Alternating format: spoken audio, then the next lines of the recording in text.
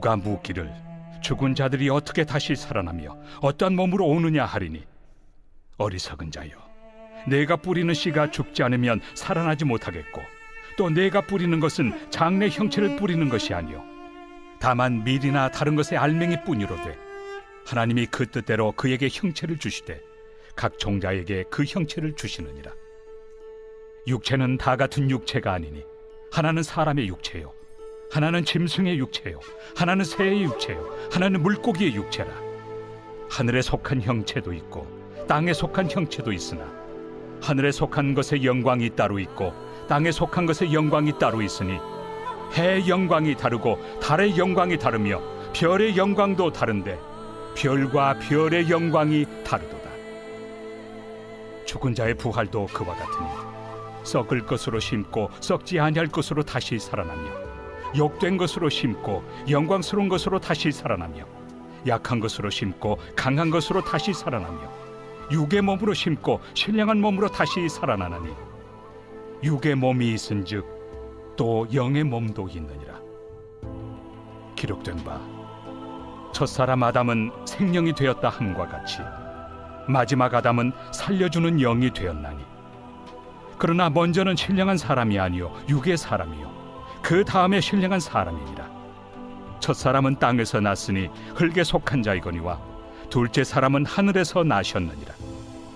무릇 흙에 속한 자들은 저 흙에 속한 자와 같고, 무릇 하늘에 속한 자들은 저 하늘에 속한 이와 같으니, 우리가 흙에 속한 자의 형상을 입은 것 같이 또한 하늘에 속한 이의 형상을 입으리라.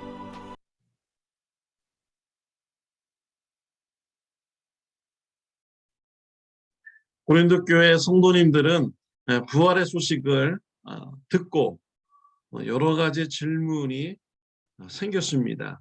어떻게 부활하며 또 부활한 몸은 어떠한가에 대한 질문을 가지게 되었습니다. 이런 질문에 대해서 오늘 사도 바울은 대답하여 주고 있습니다. 이러한 질문을 대답하는 것은 쉬운 일이 아닙니다.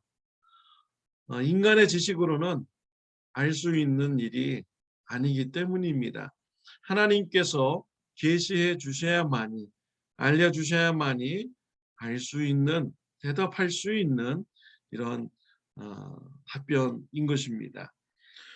오늘 본문에서는요, 자연을 통해서 부활이 있다라고 말씀해 주고 있습니다. 자연에 보면 씨앗이 있습니다. 씨앗이 땅에 묻혀야만이 씨앗이 죽은 다음에 새로운 생명체로 태어날 수가 있는 것이죠. 이와 같이 우리의 육체가 땅에 묻혀서 죽을 때 새로운 부활의 몸으로 우리는 다시 살아나게 된다라고 말씀하여 주고 있습니다. 참 이러한 것을 보면요, 하나님께서는 자연을 통해서 부활에 대해서 증거하고 계신 것입니다.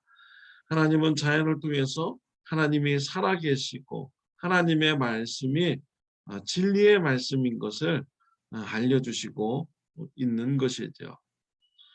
씨앗이 죽어야만이 다시 사는 것처럼 우리 육체가 죽어야만이 다시 부활의 몸으로 태어나는 것입니다.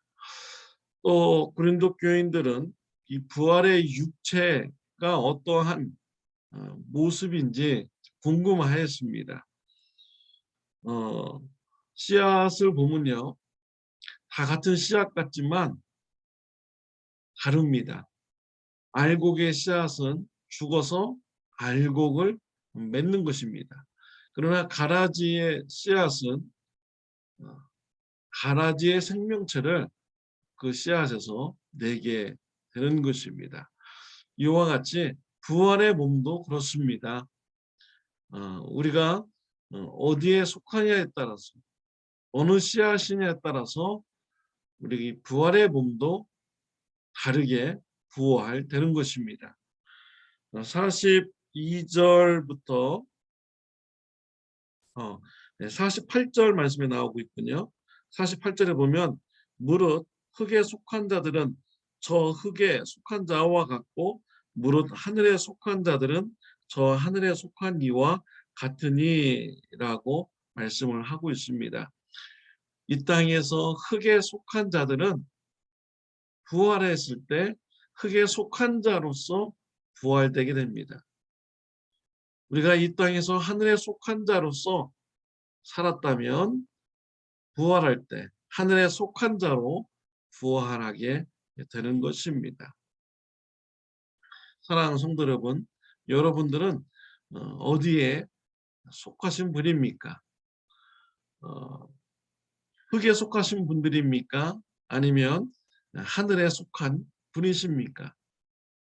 우리가 어떻게 하늘에 속할 수가 있을까요? 예수 그리스도를 영접하는 것입니다.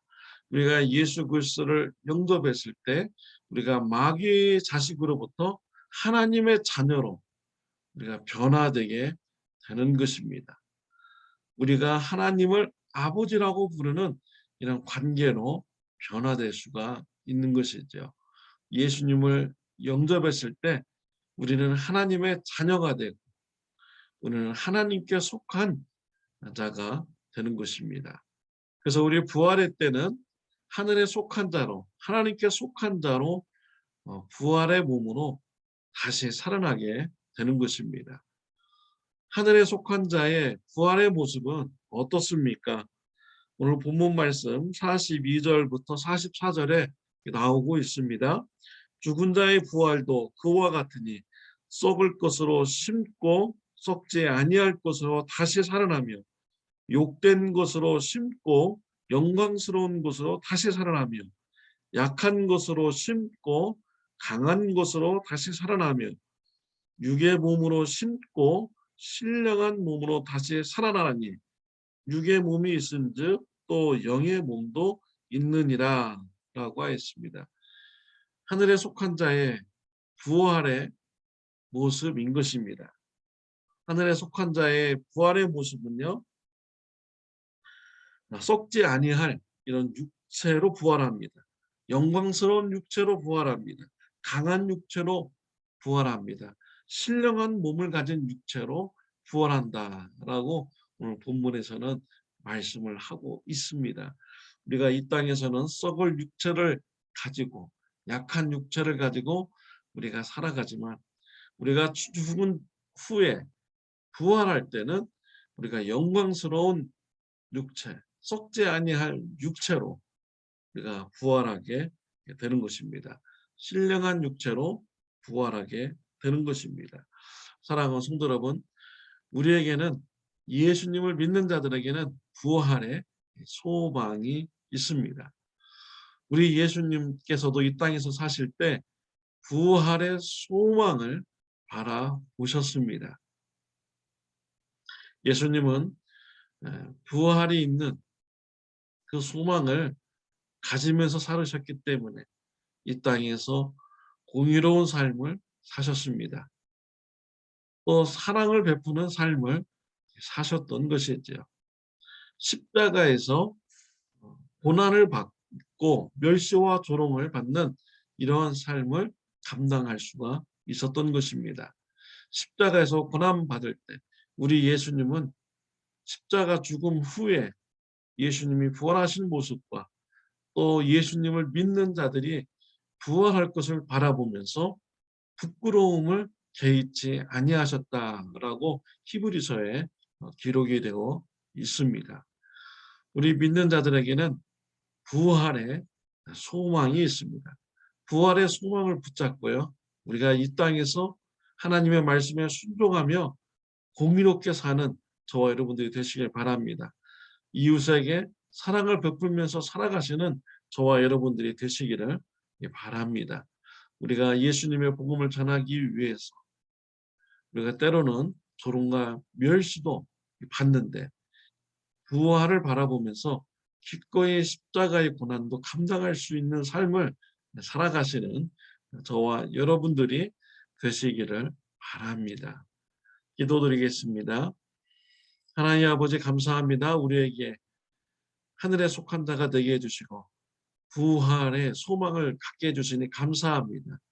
부활의 소망을 바라보면서 우리가 이 땅에서 불신자 가족들, 불신자 이웃들에게 예수님의 복음을 전하는 삶 되게 하여 주옵소서.